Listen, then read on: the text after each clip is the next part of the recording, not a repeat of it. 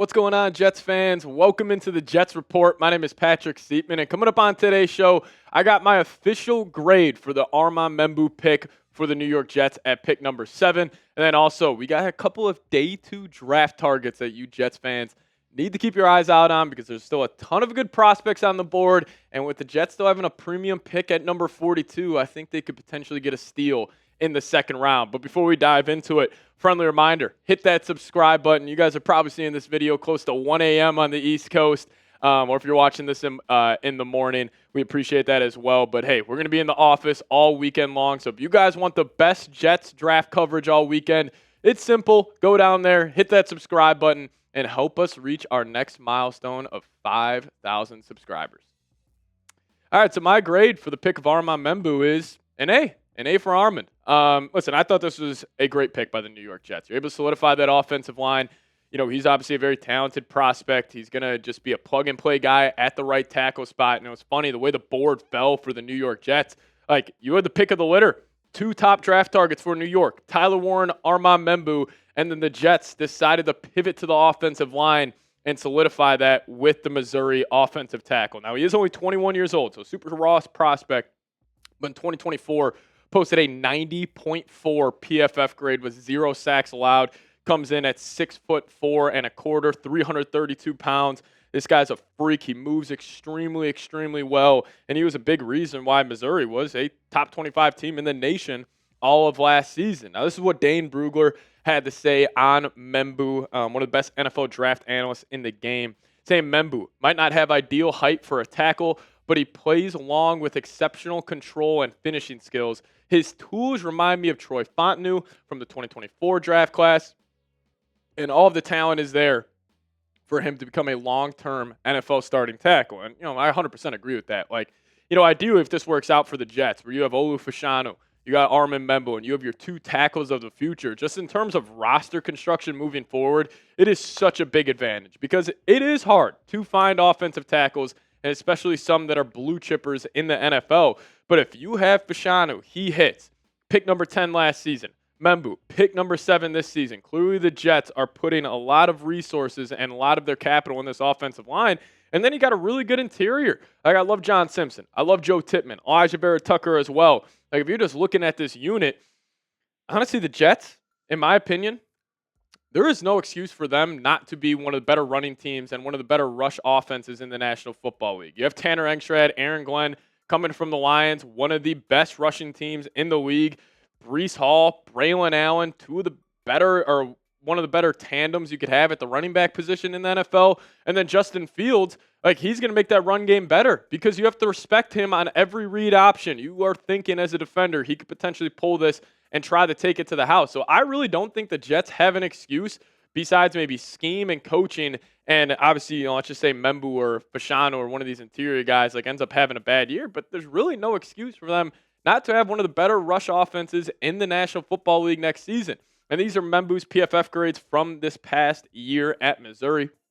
Posted 90.4 overall grade, 85.4 in the pass block, 87.6 in the run blocking department, with 0 sacks allowed during this past season at Missouri. So, listen, it's not the flashy pick. Like, the Tyler Warren pick would have grabbed more headlines. People would have been, probably a little more excited about it. But this is just the Jets putting more of their resources in the trenches, and I'm a massive fan of this selection. You take Armand Membou, the best offensive tackle, in my opinion, in this year's draft class. So you guys grade it for me. I'm going to give this an A. I wouldn't hate you if you gave it an A+, either. But you guys grade the pick for me. Get your red pens out. Give me an A, B, C, D, or F down below in the comments section. How are you guys feeling about the Armand Membou pick? And coming up here in just a second, we will go through some day 2 draft targets and recap the first round of the NFL draft. It was wild. I mean, the Jacksonville Jaguars trading up the number 2, and we could just dive right into it. This was the shocker of the draft is Jacksonville at the last second. We got a lot of reports that they're either trying to trade down, trade up. What are they trying to do? Well, it turns out they had their eyes set on Travis Hunter, and he was the selection for them. He'll play both ways over there. I love that pick there, but also Abdul Carter going 3. Will Campbell going to our division rival, the Patriots, at number 4. Then after the Browns traded back, they decided to go Mason Graham, defensive tackle. Ashton Genty ended up going to the Raiders. And then our good old New York Jets took Membou, and Ted McMillan went to the Panthers at 8. And we carry along here with some NFC teams. Calvin Banks going to the Saints. Colston Loveland, a shocker. Loveland went ahead of Warren. I was telling you guys here on the channel, they're on the same level as Prospect. In my opinion, I would still lean Warren 110%, but I do like this pick for the Chicago Bears. Then Michael Williams went to the Niners, and Tyler Booker, man. 3 straight years of the Cowboys taking offensive linemen in the first round with the name Tyler. One-of-a-kind stuff over there from Jerry Jones. But then Kenneth Grant did end up going to Miami Dolphins. Then our boy Tyler Warren did end up going to the Indianapolis Colts. Big reports about the Colts trying to trade up to go land either Loveland or Warren, but they were able to just sit back and have Warren fall in their lap. And then Jalen Walker went to the Falcons. Walter Nolan went to the Cardinals. And the Bengals took a chance on the freak edge rusher Shamar Stewart out of Texas A&M. Gray Zabel, that was a very popular mock pick for the Seahawks. Went to them at pick number 18. Then the Buccaneers create one of the better wide receiver trios in the National Football League with Ibuka, Chris Godwin, and Mike Evans. Then the Denver Broncos, they have one of the better cornerback trios in the league. Riley Moss, Pat Surtain, and now they get Jahdae Barron. But then the Pittsburgh Steelers end up going Derek Harmon. No Shedeur Sanders there at pick number 21. Then Amarian Hampton, number 22. And then the Packers take a receiver in the first round for the first time since 2002 as they got Matthew Golden. Then the Minnesota Vikings decided to go Donovan Jackson, offensive tackle, offensive guard out of Ohio State. And then this is when the draft got kind of crazy at the tail end. Jackson Dart ended up going 25 to the New York Giants. James Pierce Jr., Falcons traded back up to get him. So Falcons are saying, hey, we didn't have pass rush the last 5 years. Let's go draft 2 edge rushers in the first round. But then the Ravens got Malachi Starks, and the Commanders went Josh Connerly Jr. at pick number 29. Bills, division rival, went Maxwell Harrison. Eagles traded up to get Jahad Campbell. Somehow they ended up getting him, which does not shock me whatsoever. But then the Chiefs went Josh Simmons to round out the first round here. So where does this leave the Jets? There's a ton of good prospects still on the board. And maybe we could start off with, these 4 guys are ridiculous. Will Johnson. Now he is dealing with, some medical concerns in the knee. So I don't know how far he is going to fall, but Mike Green still being on the board is a big shocker to me. I'm a big fan of his game, so kind of shocked that he's still out there. Maybe the Jets, even though they're already pretty set at edge rusher, maybe they consider him. But I would watch out for Will Johnson. He's on the board at pick number 42. And then also this guy, Luther Burden III, massive fan of his game.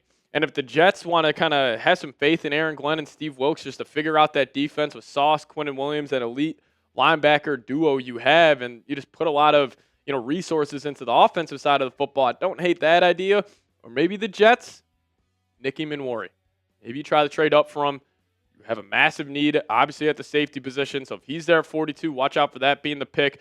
We also got another edge from Boston College. I don't think the Jets would go edge, but could be a possibility. Don't know if they would go running back or linebacker, but also watch out for Xavier Watts, another great safety from Notre Dame. I think the Jets could consider him. But then we also still have Siobhan Revelle Jr., massive fan of his game from East Carolina. I think he's in play at number 42 for the Jets. Shedeur Sanders still on the board, even though I would anticipate he goes to the Cleveland Browns with the first pick tomorrow. Then Trey Amos, cornerback from Ole Miss. He is a stud. Would be a huge fan of him going to the Jets. Still got Caleb Johnson out there, but also some guys. Hey, Jets still need a tight end.